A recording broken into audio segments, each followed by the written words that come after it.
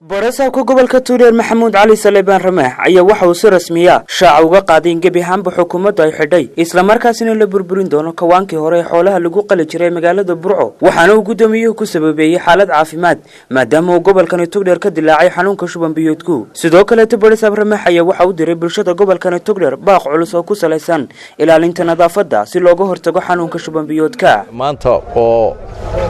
ay rabadaan gabagaba tahay barina ciid noqonayso galabta afarta laga bilaabo inay xidhan tahay xeradhiigtii hore inaan furnay xeradhiigtii dambe ninkii wax ku qalanayay ninkii suuqa ku soo qalanayaba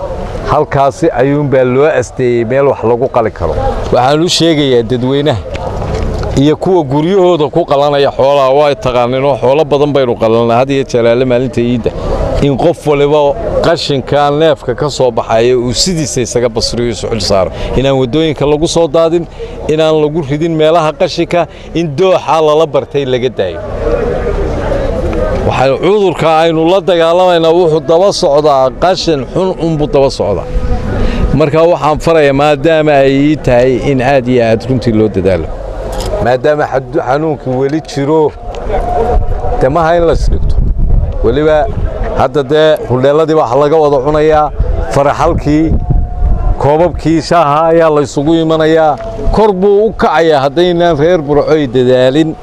waa inaan biyaha wax lagu maydhayaa ay noqdaan biyo soconaya oo si aanay xanuunka isugu gud